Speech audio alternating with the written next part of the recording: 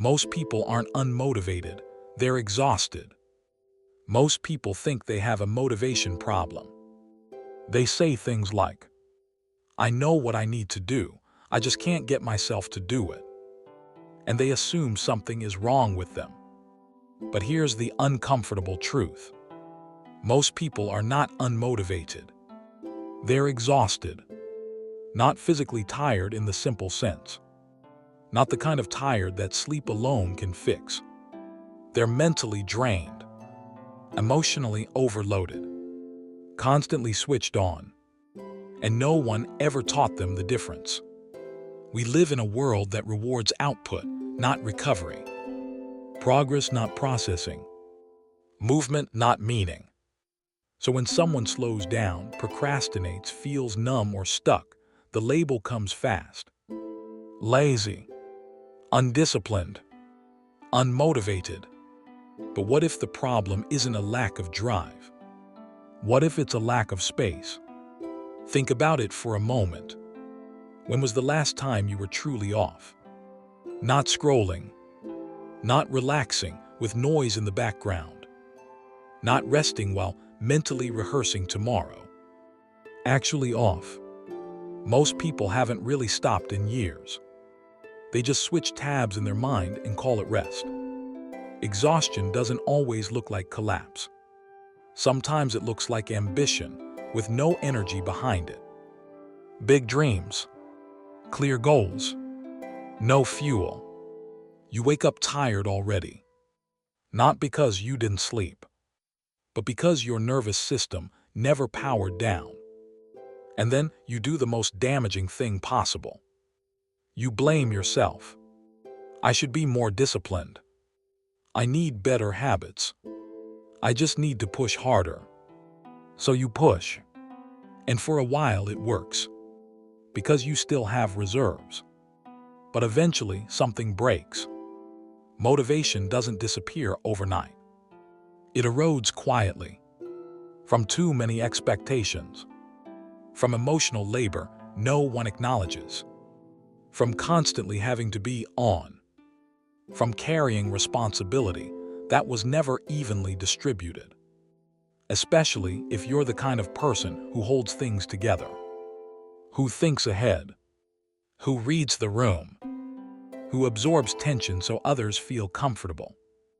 That kind of person doesn't burn out loudly. They shut down silently. And then the internet tells them to wake up at 5 a.m.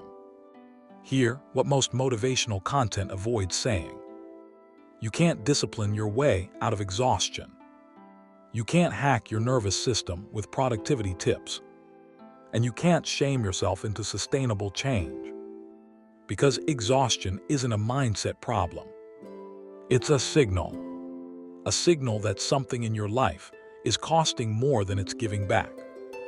And until that imbalance is addressed, every attempt at motivation will feel like dragging yourself through mud.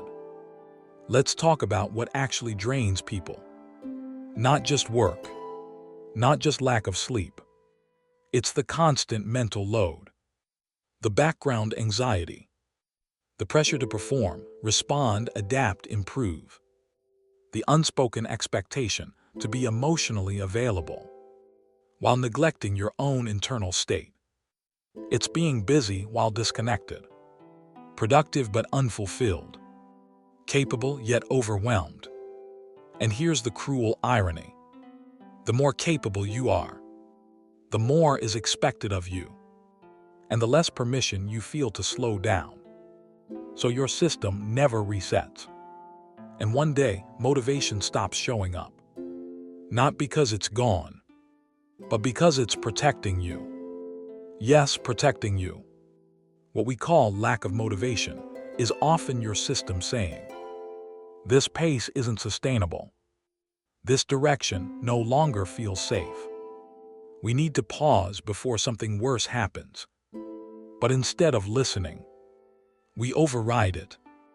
We download another routine, another challenge, another set of rules, and we wonder why nothing sticks. Here's a reframing that changes everything. Motivation isn't something you force. It's something that returns when the conditions are right. Just like creativity, just like desire, just like clarity. If you're exhausted, your job isn't to become more disciplined. Your job is to reduce the invisible weight you're carrying.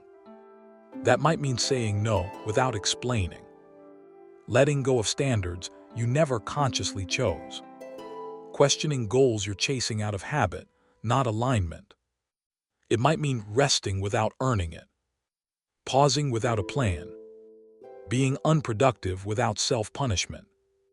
And yes, that feels terrifying at first, because many people confuse rest with failure. But rest isn't quitting. It's recalibration. Here's something no one tells you. Some people don't need motivation.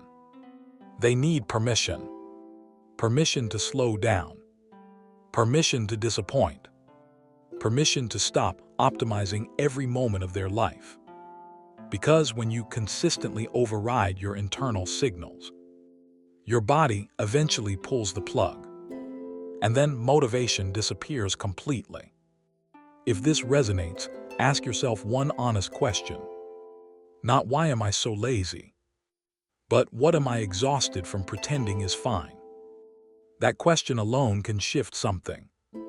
Notice how different it feels. One attacks your identity. The other invites awareness. And awareness is where real change begins. This isn't about lowering your standards forever. It's about rebuilding from a place that doesn't require self-betrayal. Motivation built on pressure is fragile. Motivation built on clarity lasts. When you understand what drains you, you stop trying to become someone else, and you start protecting the energy of who you already are. And slowly, without forcing it, the desire to move returns, not as urgency, not as panic, but as quiet readiness. So if you're listening to this and thinking, I want more from life, but I'm so tired, hear this clearly. You're not broken. You're not lazy. And you're not behind. You're exhausted. And exhaustion isn't a personal failure. It's a response. The moment you stop fighting that truth is the moment motivation has space to come back. If this hits something real for you, you already know. No explanation needed.